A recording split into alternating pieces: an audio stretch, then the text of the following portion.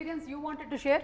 Sandstorm or dialogues, introduction. But it was very tough, but it was really worth it. I knew we are creating something really special, extraordinary, and I truly felt like, I don't want to say too much, but it really felt like we're shooting for some Hollywood film or something. You know, when I would see the visuals, I would obviously cry. I'm like, Vijay, please, little less propeller, because it's going straight into my eyes, you know. So how do I look into the camera and talk with this sand coming like You have to practice with Balakrishna sir.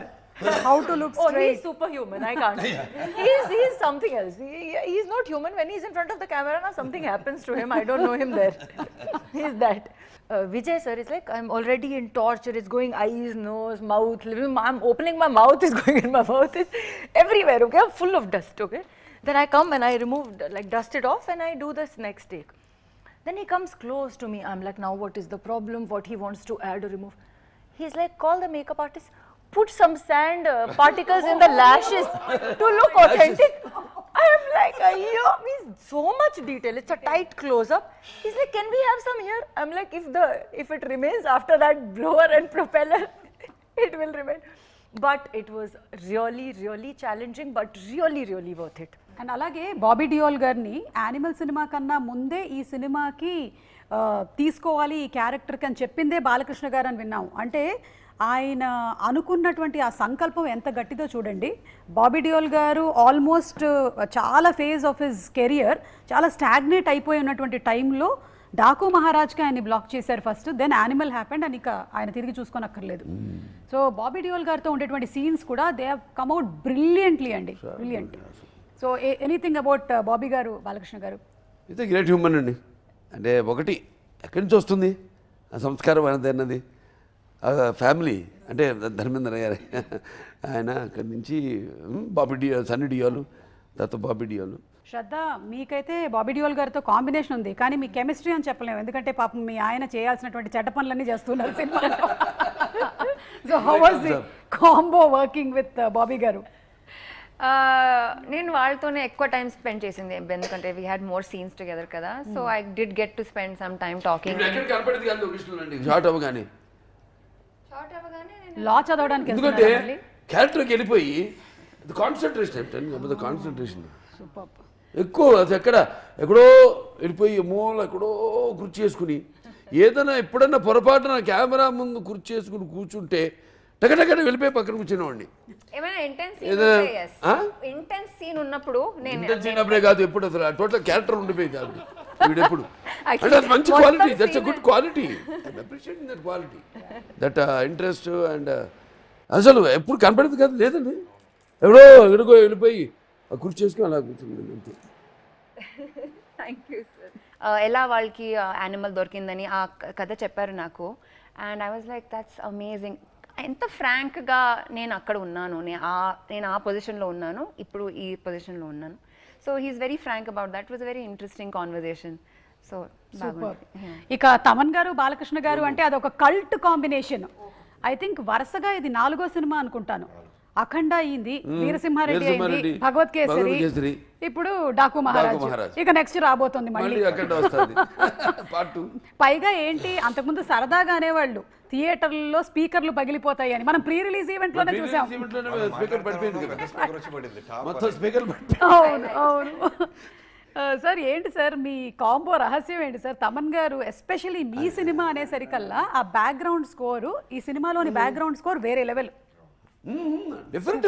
అసలు cinema సంబంధం ఉండదండి. నేను చూశారుగా అఖండ అంటే అది వేరు, టోటల్గా ఆధ్యాత్మికం, శంఖం ఊదుతూ అది వేరు. మరి వీరసింహారెడ్డి అనగానే కొంచెం టిపికల్ రాయలసీమ ఇన్స్ట్రుమెంట్స్ అన్నీ యాడ్ చేసి టిపికల్ ఫీలు, అట్మాస్ఫియర్ క్రియేట్ చేశాడు ఆయన.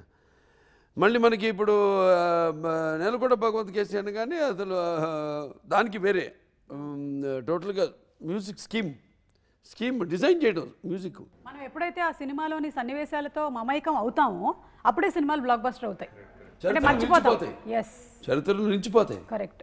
అండ్ అందులోనూ మీరు ఎంటర్టైన్మెంట్తో పాటు ఒక మంచి సామాజికమైనటువంటి యాంగిల్ని కూడా, అంటే వాటర్ ఎంత ఇంపార్టెంట్ అనే దాన్ని కూడా మీరు ఇందులో స్ట్రెస్ చేయడం అంతే అనేది కదండి. ఇప్పుడు మనం చాలా చూస్తున్నాం కదా మనం, కరెక్ట్. ప్రపంచం కూడా ఎలా తయారవుతుంది. ఇప్పుడు అబ్దుల్ కలాం గారు అన్నారు అని చెప్పాను ఇంతకు ముందు కూడా నేను, సర్జికల్ స్ట్రైక్స్ ఇవి కాదు, వాటర్ వార్స్ జరగబోతాయి ఇక ఫ్యూచర్లో, వాటర్ వార్స్. కానీ సూపర్బ్ అండి, ఎందుకంటే ఇంత బాలకృష్ణ గారు లాంటి ఒక యాక్టర్ ఉన్నటువంటి సినిమాల్లో ఇలాంటి పాయింట్ని కూడా చెప్పడం అనేది ఎంటర్టైన్మెంట్తో పాటు ఇన్ఫోటైన్మెంట్ని మీరు కలిపి అందించడం అనేది గ్రేట్ అండి.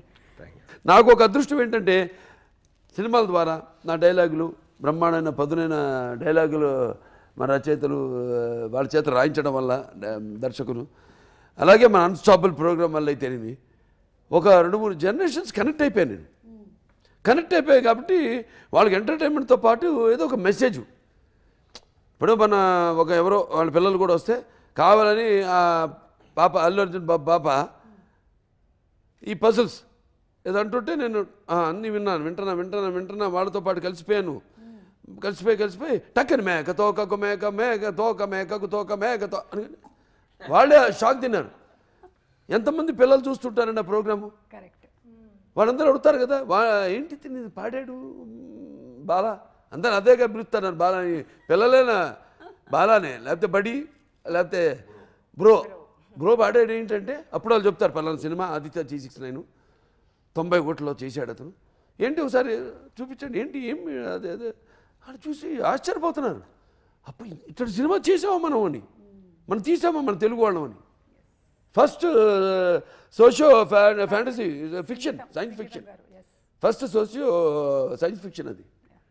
ఆశ్చర్యపోయారు వాళ్ళే పిల్లలు, ఇటువంటి సినిమాను మనం తీసామా అని. మన గొప్ప మనం చెప్పుకోము, మన గొప్ప చాటాలి. రామారావు ఏం చేశారు, ఆయన సినిమాల ద్వారా భక్తిని కాపాడారన్నాను, ఆయన సినిమాల ద్వారా పౌరాణిక పాత్రలను కాపాడారన్నాను. ఇప్పుడు ఏం చేస్తుంది అది. సార్ మ్యూజిక్ తమన్ గారు మీది ఒక కాంబో, ఒక cult combo sir.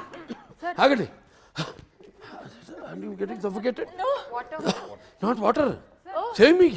Is there any hospital? You want Thomas, sir? AC on తగ్గించారా? అప్పుడు ఎవరో విద్యుత్ శాఖ మీద కేసు వేసాడంట. రాత్రి విద్యుత్ కట్ చేసి ఫ్యాన్ గాలి రాకుండా చేసి ప్రాణవాయువులు ఆపేసి హత్యా ప్రయత్నం చేస్తున్నారు విద్యుత్ శాఖ అని. ఇప్పుడు మనం